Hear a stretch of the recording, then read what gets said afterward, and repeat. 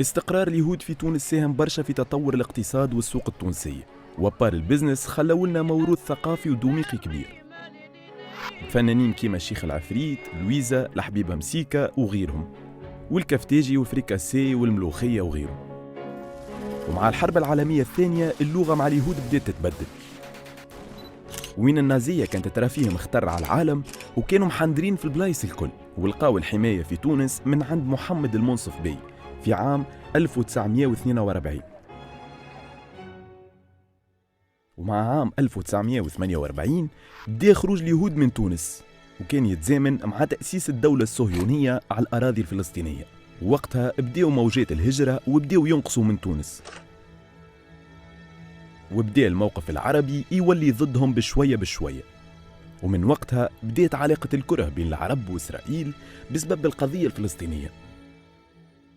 سياسة الكل بلاش، هي اللي وصلتنا لهذا الحال، لهالهزايم هذه، لأننا مش عاوزين نتفاهموا ونشوفوا الوضع والتغيرات والمعطيات الجديدة وما وصلت إليه اليهود هنا.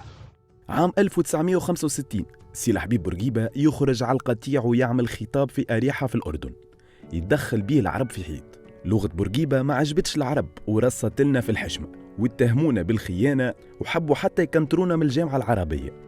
بورقيبة برت الحكاية شوية وعاود تحرك عام 73 بمبادرة أخرى متاع تقسيم الحدود بين إسرائيل وفلسطين بقرار تقسيم متاع 48. الحكاية عاودت تثبت مرة أخرى في مشكلة مع العرب ووصلت حتى لقطع العلاقات الدبلوماسية مع الأردن. تروح راس بردنا وجوهنا مع العرب شوية ورجعنا بقوة عام 82 وقت اللي استقبلت تونس أعضاء منظمة التحرير الفلسطينية وقياداتها بعد ما طردوا من لبنان، وجاوا باش ينظموا أمورهم ويقودوا الانتفاضة من تونس.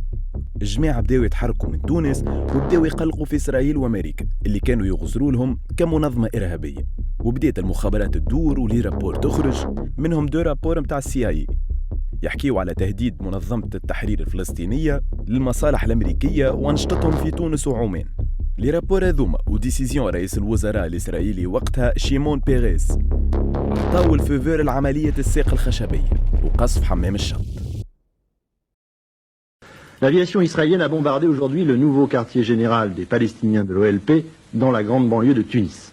Le premier bilan est de 156 tués. Yasser Arafat et ses principaux lieutenants ont échappé à ce raid. Bruno Alba. تونس ما سكتتش، لمينا دبشنا وطلعنا لنيويورك نشكيو.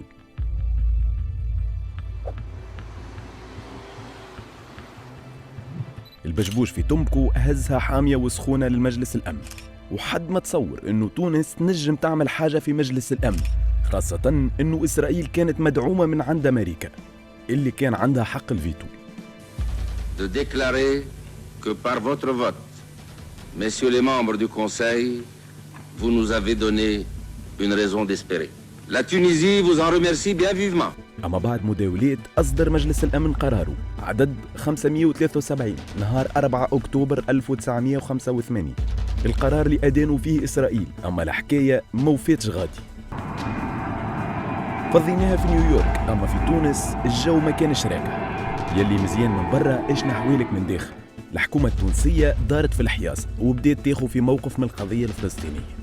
دفينة اللي ماتوا من جبهة التحرير الفلسطينية صاروا فيها برشا مشاكل، صحفيين تمنعوا من التصوير وناس تضربت في الدفينة، ومن نهارتها كل شيء تبدل.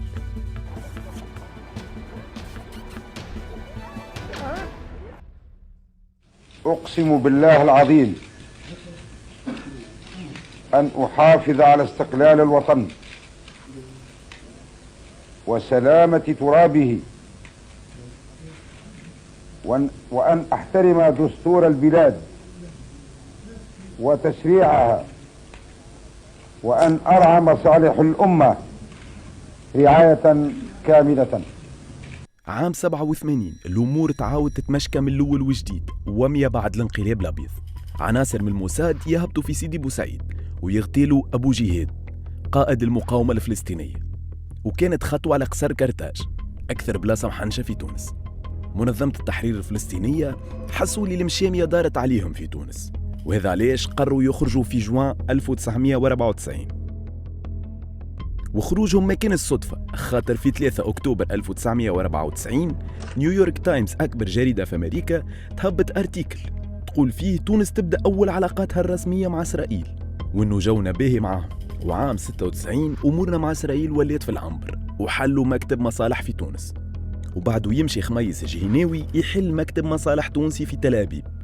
في 2005 وزير الخارجية الإسرائيلي سيلفان شالوم يعمل علينا طلة في WACS، يقول إنه القيادة التونسية كانت محلاها على الآخر مع البعثة الإسرائيلية ومتفاهمين باش يقويوا علاقاتهم الدبلوماسية الاقتصادية والسياسية زادة. واعتبارا للتعذر على رئيس الجمهورية ممارسة مهامه بصفة وقتية، أتولى بداية من الآن ممارسة سلطات رئيس الجمهورية. امشي يا زمان ويجا يا زمان لين نوصلوا لبعد الثورة، وين عودت تحيرت القضية الفلسطينية عند التوانسة، ولات كيما الجوكر يستعملوها السياسيين باش يطلعوا في كتتهم. أحبابي الحمد لله.